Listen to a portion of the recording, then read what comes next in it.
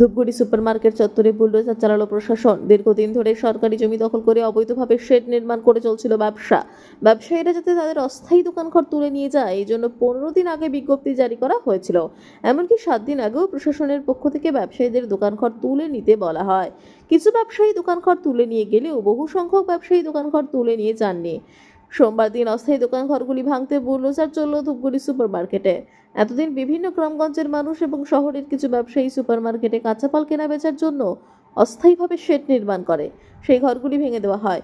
ধূপগুড়ি থানার পুলিশ ও ব্লক প্রশাসনের আধিকারিকদের উপস্থিতিতে ভাঙচুর চলে। এক ব্যবসায়ী নূর হোসেন বলেন, ধূপগুড়ি সুপারমার্কেট চত্বরে 350-রও বেশি অবৈধ ঘর ভাঙা হচ্ছে। এর আগে 4 তারিখে নোটিশ দিয়েছিল, কিন্তু ভাঙেনি, এখন ভাঙছে। তিনি বলেন, আমি 25 বছর ধরে সরকারি জমিতে ব্যবসা করছি, এখন আর এখানে ব্যবসা করতে পারবো না। স্ত্রী সন্তানদের নিয়ে কিভাবে খেয়ে দিয়ে দিন কাটাবো তার উপায় নেই। পুরো লুটপাট চলতেছে। কিসের লুটপাট? এই যে বাজারে সব ঘর ভাঙে লুটপাট। আচ্ছা, মাইকিং করছে মহকুমা শাসক থেকে, মাইকিং করা হচ্ছে, পৌরসভা মাইকিং করেছে, সময় দেওয়া হচ্ছে, তবু কেন অবৈধ নির্মাণগুলো ভাঙেনি?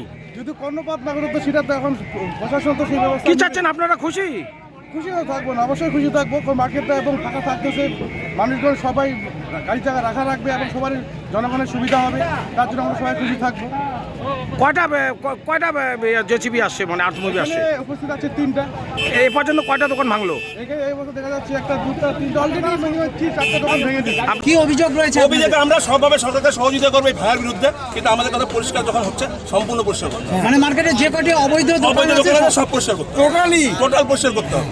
কেন এখানে আপনারা যে অভিযোগ করছেন তাহলে কি এক সাইডে বেছে বেছে বামপন্থী সরকার যখন ছিল, যারা এখানে নেতা তারা কিছু আমাদের এখানে ঘর হওয়ার কথা ছিল, ওই পাশে ঘর হওয়ার কথা ছিল, ওই সাইডে ঘরগুলো করে দেয়। তারপরে ওখানকার যে সেক্রেটারি ছিল, প্রভাবশালী লোক, সে কিছু টাকা খেয়ে ওই ঘরগুলো চার করে দেয়। তখন ওখানে একটা ক্যাচার লাগলো, ক্যাচার লাগার পরে মার্কেট ফান্ড ওটা আমাদের করে দেওয়ার জন্য বলছে মার্কেটের ভিতরে কোনো দোকান থাকবে না, ওই সাইডে দোকান থাকবে, এই সাইডে দোকান থাকবে। আমাদের এখানে মাপটাপ নিয়ে গেল, তখন ওই ভুড়ি ওখানে রাখলো একটা ক্যাচার। এবার মার্কেটে যারা ফান্ডের দায়িত্ব ছিল তারা চিন্তা ভাবনা করলো, আমরা গরিব লোককে করে দেবো, কেন আমরা ক্যাচারের মধ্যে দেবো।